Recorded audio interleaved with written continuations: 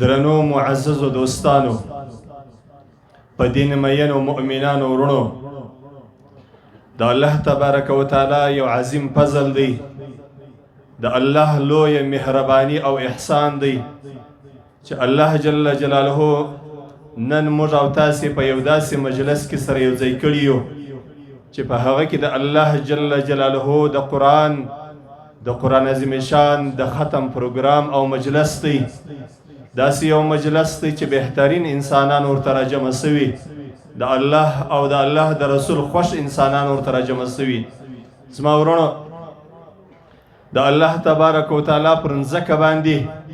در ټولو بهترین مجلس هغه د قرآن عظیم شان ته منسوب مجلس دی هغه مجلس او پروګرام هغه جلسه او هغه ناسته چې په هغه کې د الله د قرآن تعریف کیږي په هغه کې د الله د قرآن صفت کیږي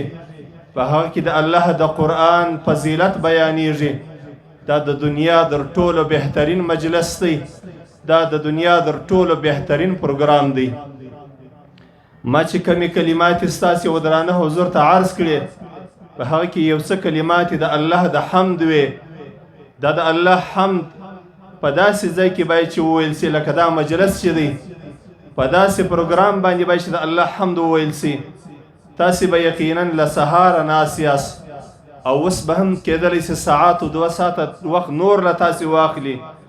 خو یو ډیره مهمه خبره دا ده که چیرې موږ او تاسې دغه مجلس په دغه نیت باندې واورو په دغه نیت باندې کې کښېنو چې دلته د الله جل جلاله ذکر کیږي دلته د الله دین بیانیږي د الله د رسول صلی الله علیه وسلم اقوال بیانیږي او دا مجلس په یو داسې نسبت باندې جوړ دی چې هغه ته د الله قرآن وایي د الله د قرآن مجلس دی زما ورونو دا بهترین عبادت دی افضل ترین عبادت دی در ټولو خوندور عبادت دی خو دا کار هلته کېدلی سي چې کله زموږ او ستاسې نیت د الله رضایي زموږ او ستاسې نیت به دې کې دایي چې زه د الله و دین ته راغلی یم د الله و دین ته منسوب یو پروګرام او یو مجلس دی زه په دې کې شرکت کوم په دې کې ناست یم که په ما باندې یو ساعت تېرېږي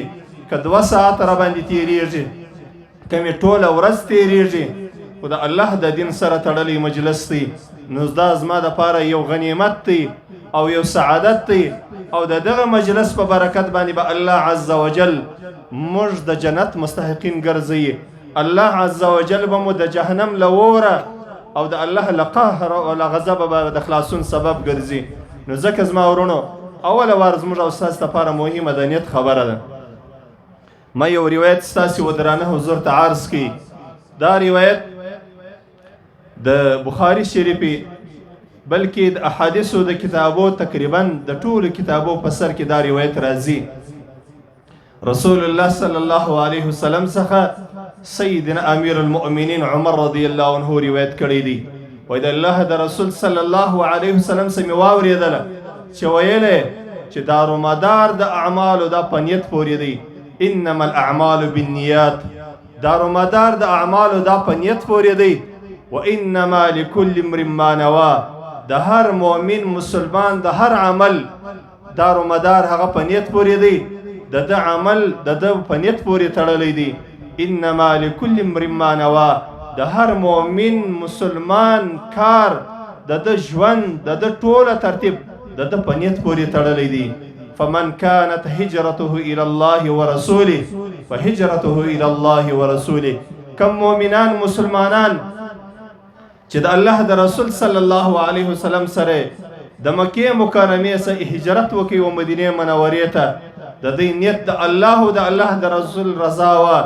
د دې مقصد د الله د دین علو و د الله د دین نصرت مقصد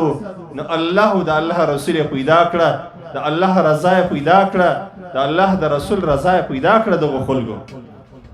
او هغه کسانو چې د الله د رسول سره هجرت وکړي خو د دې په دې هجرت کې مقصد دا و چې مدینه منورې ته به ولاړ سو هلته به د کاروبار ترتیب برابر سي د تجارت موضوع هم برابر سي یا هغه کسان و چې دوی دا اورېدلې وه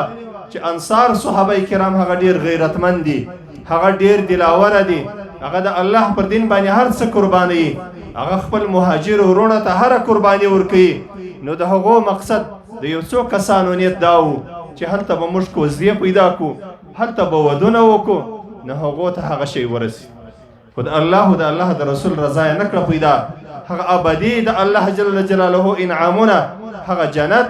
چې د الله په رضا کې دی هغه یې نه کوي پیدا. زما ورونو الله عز وجل زموږ او ستاسې نیتو ته ګوري. دا د الله د رسول صلی الله علیه وسلم د صحابه کرامو موضوع، خو لیکن د دغه حدیث شریف د عمر رضی الله عنه د دغه روایت